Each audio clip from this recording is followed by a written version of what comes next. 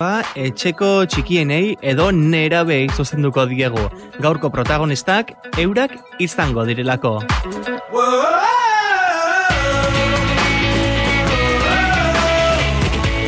Gehien bat, eurek interneten egiten dutena aztertuko dugulako. Hausnarketa txiki bat proposatuko dizuegu, nerabek interneten egiten duten jardunaz.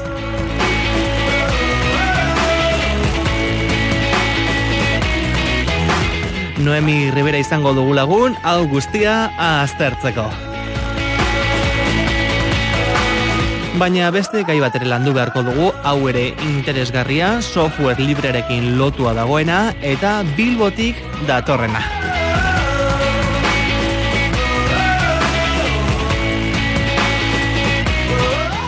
Joseba Bilbao, Ibar Ezkerra ikastolako irakaslea da, eta berak kontatuko digu zein proiektu duten eskuartean. DVD batean, Euskal Software Librea sartu dute. Zuentzat erabilgarri jarriko duguna gainera, gure sare sozialetan. Beraz, adi entzun Josebak kontatuko diguna, eta non eskuratu dezakezuen DVD-a. Eta noski, hau guzti hementxe izango da, abilduan. Xabi Unanu naiz, eta ongi etorri guztioi Euskadi Irratiko teknologia berrien txokora. Abildua, teknologia berriak ere menperatzen ditugulako.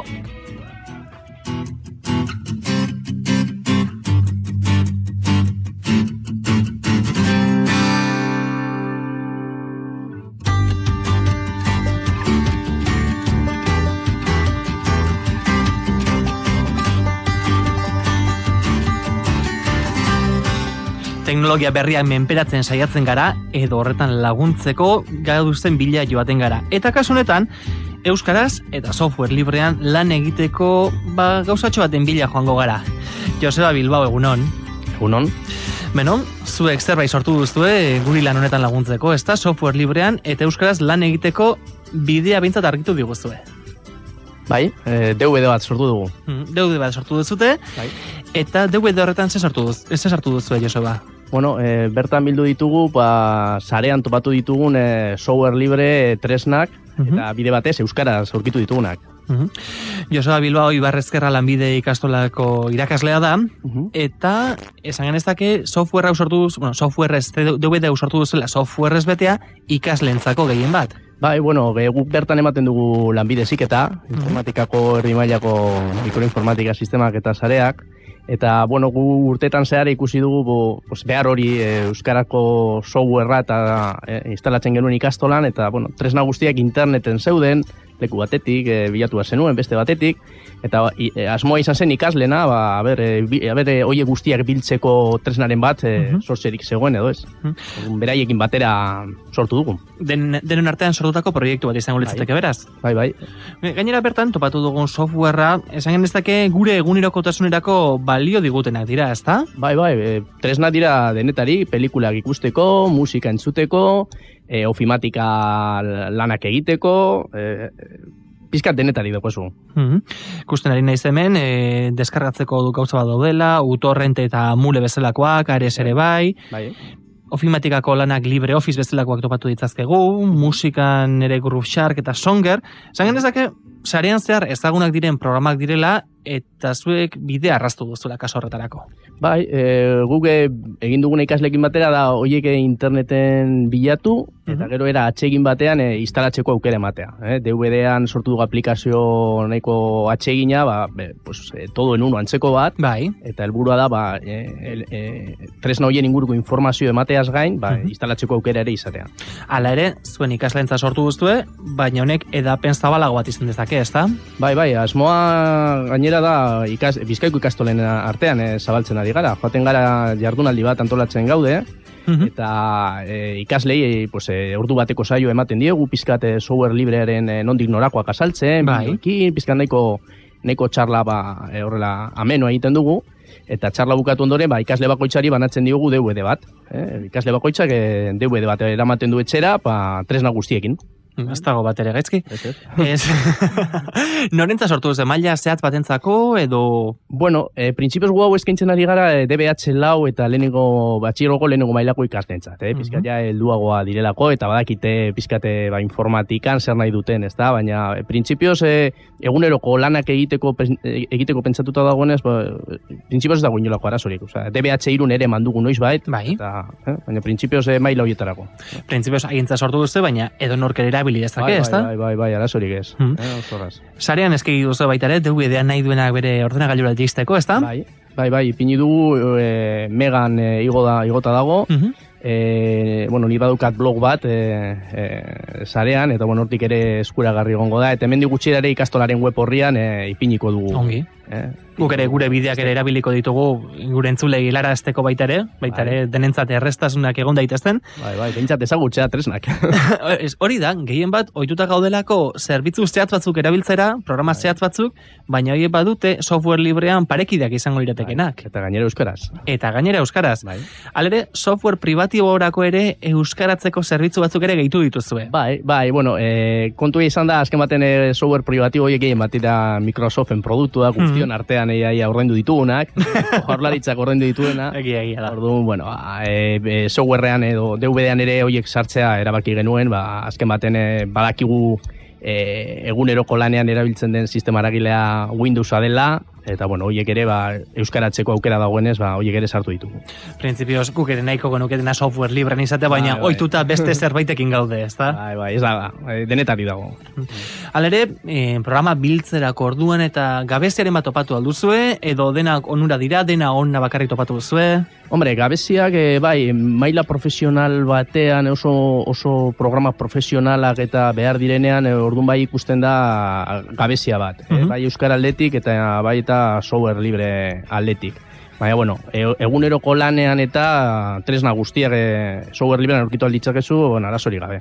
Zangan ez dake interneten nabigatzeko, gure sistema eragilea euskaraz edukitzeko, ofimatika, musika, bideoak, guzti hau duena euskaraz. Bai, guztia euskaraz. Lanerak utziko dugu orduan gaztelania. Gaztelania, tresna batzuk ere gaztelanian ipini ditugu, adibidez antivirusak eta ez dugu topatu euskarako antivirusik, eta horiek software libre izan da, baina gazteleraz daudenez, horiek ere DVD-an sartu ditugu, baina software libre direlako, baina baintzat ez dugu topatu euskarako bertsiorik. Hala ere, gaztelera zerbitzutzuk eta horiek ondo daude sartzea. Kontua da, guzti hau dena DVD batean sartu duzuela, baina programa guztia berritzen dijoazten enean, DVD desberdina sortu beharko dituzue, o zein da zuen intentzioa? Printzipioz urteetan atorn urtean pentsatuta daukagu beste bertsio bat egitea, baina DVD-an, aplikazio egin batera, aplikazio berak badauka informazio, aplikazio bakoitzak badauka informazioa eskaintzen duen botoi bat. Orduan, informazio botoi hori sakatuz gero, agertzen den informazioetatik bat izango da, aplikazioaren web orrialdea. Orduan horrek ematen dizu aukera, aplikazio eguneratua jeistea. Daukazu linka edo esteka, aplikazio bakoitzaren web orrira. Hortik ere jeisteko aukera daukazu azkenengo bertsioa. Claro, hemendik bertsio hauek 2 hilabetetan zarkituta geratzen dira. Hori esan behar nizun, badirelako programa batzuk asko eguneratzen direnak, eta bertsio berriak ateratzen dituztenak behin eta berriro. Adibidez Firefox buen navegatzailea. Horregatik. Hilabetean behin ateratzen dute bat. Ez da gita azken hilabetetan hilabete atera dituzten eguneraketak, eta horretik pixkanaka eguneratzeko. Eta programa berak ere ematen du aukeraz, zozenean egiteko. Aplikazio, bertan dauden aplikazio guztiek, daukate esteka bat beraien web orrialdera. Eta orduan hortik jeitsi dezakezu, azkenengo bertsio, inkluso beste sistema eragile baterako bertsioa, edo dana dalakoa. Oinarri bezala hartuko genuke DVD-a bertatik instalatzeko, baina DVD berria iritsi bitartean, beste aukera batzuk ere eskaintzen dira. Ez garanka motz geratuko. Hori da.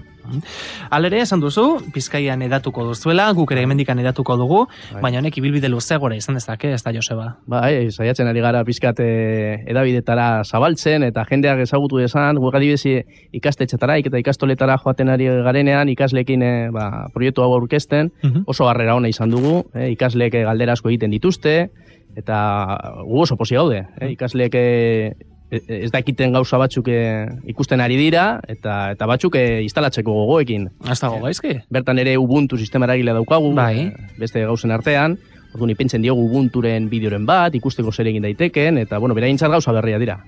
Bai. Askotan arazo gehiago ditugu irakasleen artean, ikasleen artean baino.